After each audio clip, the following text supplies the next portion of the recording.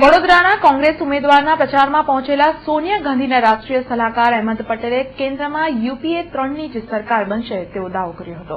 ગુજરાતમાં પ્રચાર ધમધમી ઉઠ્યો છે. સોનિયા ગાંધીના રાજકીય સલાહકાર અહેમદ પટેલ ગત રાત્રે પિરામણ ગામ જતા પૂર્વે વડોદરામાં રોકાયા હતા. કોંગ્રેસ કાર્યાલય ખાતે કોંગ્રેસ ઉમેદવાર મધુસૂદન મિસ્ત્રીને મળ્યા હતા. આ સમયે પત્રકારો સાથેની વાતચીતમાં અહેમદ પટેલે નરેન્દ્ર મોદી પર ચાબખા માર્યા હતા. અહેમદ પટેલે કહ્યું હતું કે ગુજરાતમાં કોંગ્રેસ સારું પ્રદર્શન કરશે અને આગામી સરકાર યુપીએ 3ની જ હશે તેવો દાવો કર્યો હતો. 26 બેઠક અમારા માટે હાઈ પ્રોફાઇલ છે.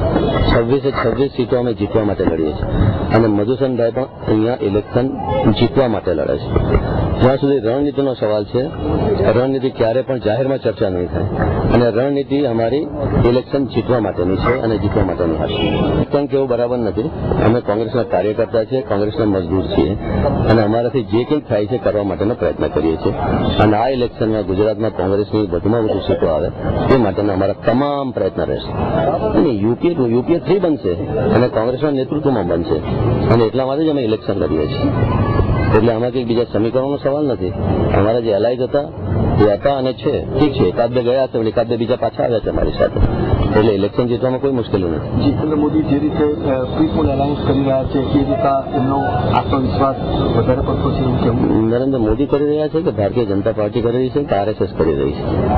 જે કહે છે પીપલ એલાયન્સ કોઈ પણ પાર્ટી જયારે ઇલેક્શન લડતી હોય છે ત્યારે કરતી હોય છે, એ સ્વાભાવિક છે. એ જે કે પીપલ એલાયન્સ લાઇક માઇન્ડેડ લોકો સાથે થતા હોય તો બરાબર છે, પણ જો સગવડિયા થતા હોય છે ત્યારે આગળ ચાલીને ઘણા બધા પ્રોબ્લેમ થતા હોય છે. તો તમે જોશો કે ભવિષ્યમાં શું થશે. અહેમદ પટેલે ચૂંટણી ખર્ચ પર પણ મોદી પર નિશાન તાક્યું હતું. ઇલેક્શન પછી ખબર પડશે કે પૈસા ક્યાંથી આવ્યા, કઈ રીતે ખર્ચાયા. એટલે અત્યારે હમણાં હું કોઈક આક્ષેપમાં પડવા માંગતો નથી, પરંતુ દેશના લોકો ખૂબ જ સારી રીતે સમજે છે કે જયારે આટલું બધું પૈસાનું પ્રદર્શન થાય છે ત્યારે પૈસા ક્યાંથી આવતા હશે. સાહેબ, એક અંતિમ સવાલ કે ખાસ કરીને નરેન્દ્ર મોદીએ જે રીતે સાક્ષાત્કારની અંદર કીધું કે ભલે સોનિયા ગાંધી માટે ટિપ્પણી કરે કે રાહુલ ગાંધી માટે ટિપ્પણી કરે, પરંતુ એ માટે એનાથી વ્યક્તિગત સંબંધો ખરાબ નથી થતા. આપ એવું માનો છો કે આ રાજકારણમાં એક સારી શરૂઆત છે? સત્ય છે, એમાં એમનું છે. એ તો એ વાત તો અમે કરીએ છીએ અને કોંગ્રેસની નકલ કરે છે. પરંતુ તેમ છતાં પણ જે જાતના આક્ષેપો કરે છે, જે સ્તરે નીચું લઈ ગયા છે રાજકારણ, ખરેખર એના માટે એક તકલીફદાયી વાત છે અને એને મારી પાસે વખોડવા માટે શબ્દો પણ ઓછા પડે એમ છે.